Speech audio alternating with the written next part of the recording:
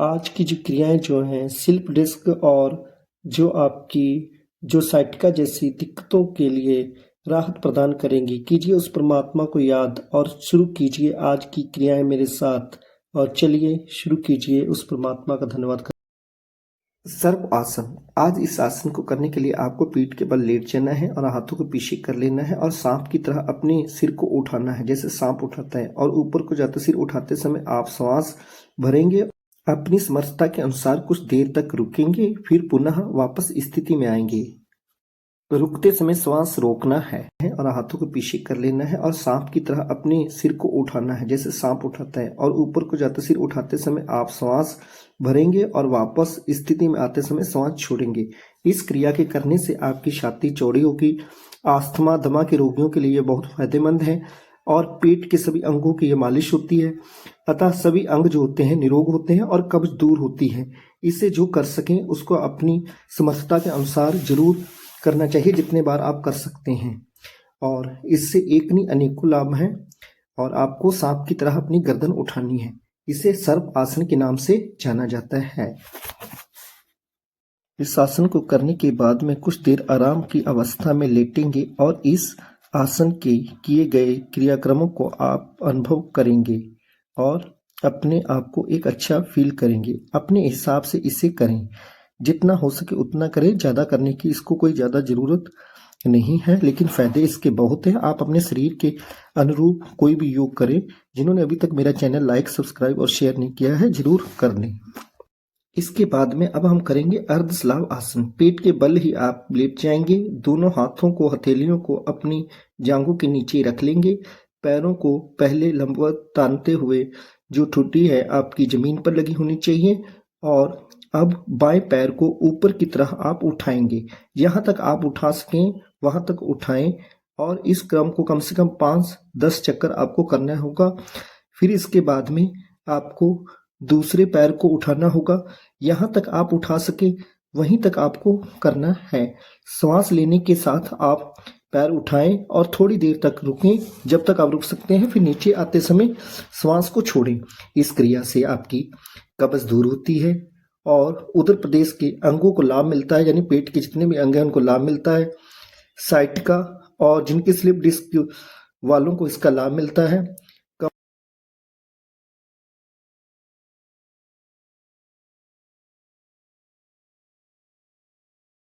अब करते हैं सल्व आसन। उसी क्रिया में के अनुसार आप अपने हाथों को अपनी जांघों के नीचे रख लेंगे। पहले आप एक एक टांग उठाते थे, अब दोनों टांगों को पैरों को एक साथ उठाएंगे। इस क्रिया को करते समय आपको एकदम स्थिर रह के करना है। इसमें क्रिया को आपको कम से कम 5 बार करना है। और जब आप ऊपर उठाएं तो आप इसका श्वास लें और जब वापस आए तो श्वास इसमें छोड़ें। और इस क्रिया को इसके लाभ क्या होंगे, जैसे इसको करने से टीबी जैसे रोग नहीं होते हैं और उदर प्रदेश के रोग जो होते हैं निरोग होते हैं। जिनको साइटिका या स्लिप डिस्क की प्रॉब्लम होती है वो इस क्रिया को जरूर किया करें। और ये लीवर और आमाशय को बहुत फायदा करते हैं। और इसमें जो होते हैं इससे जिनको स्लिप डिस्क जो होती है बहुत जल्दी ठीक होती है। और मूत्राशय से संबंधित जिनको पेशाब में जलन या इनसे होती है तो इससे बीमारी से उनको बहुत जल्दी राहत मिलती है। और इस क्रिया को अपने हिसाब से करें, जितना हो सके उतना करें।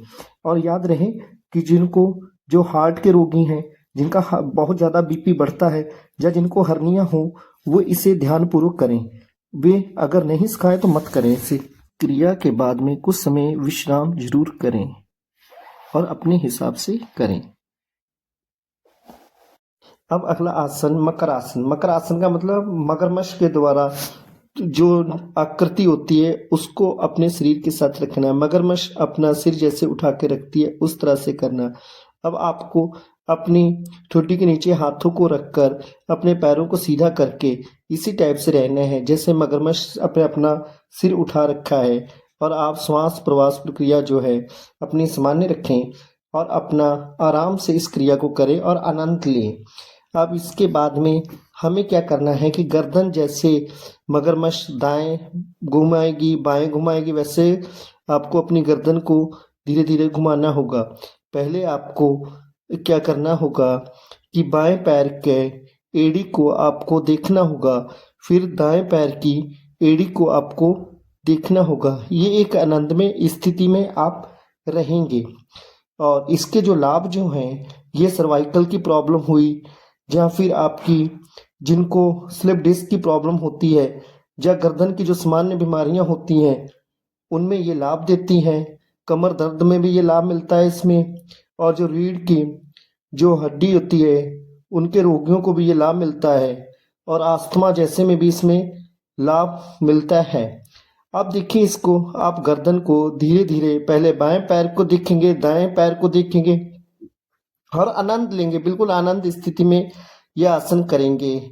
और आप बिल्कुल एक मगरमच्छ की तरह आनंद लीजिए और अपना कभी बाएं पैर देखिए, कभी दाएं पैर देखिए। ये क्रिया आप 10 चक्कर आप पूरा कर सकते हैं।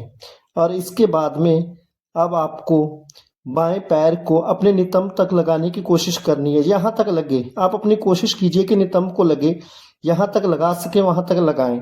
आप इस चक्कर को 7 से 8 बार या 10 बार तक आप पहले एक पैर को करेंगे, फिर दूसरे पैर को करेंगे, फिर दोनों पैरों को करेंगे। तो आप एक आसन जो है अपना मगरमच्छ का यानी मकर आसन का आप आज इसे पूरा करेंगे इस क्रिया से। और जितने भी जो आसन जो होते हैं ये 84 लाख जोनियों के पे आधारित होती हैं। और जितने भी जीव जंतु होते हैं उन्हीं पे ये आसन बनाए गए हैं। तो इनको अगर हम लोग अपने शरीर पे करते रहेंगे तो हम निरोग रहेंगे। और जिन्होंने अभी तक मेरे चैनल को लाइक सब्सक्राइब और शेयर नहीं किया वो जरा कृपा करके लाइक सब्सक्राइब और शेयर जरूर कर दें और आप योग का हिस्सा बने रहें। जिन्होंने अभी तक मेरी पहले की वीडियो नहीं देखी वे वीडियो देख लें। और जिसमें मैं आपको यहाँ पे ये बताता हूँ कि कौन सा आसन किस बीमारी में लाभदायक है और किससे आसन से किस बीमारी में राहत मिलेगी। बाकी सब कुछ उस परमात्मा का शुक्राना करते हुए आज की योग की क्रिया का विराम करते हैं। और परमात्मा सभी को निरोग रखे, सभी के दुखों को दूर करे और सभी लोग आनंदमय स्थिति में जीवन व्यतीत करें और सभी की मनोकामनाएं पूरी करें। चलिए कीजिए परमात्मा को नमस्कार और आज की क्रिया का समापन किया जाए। धन्यवाद।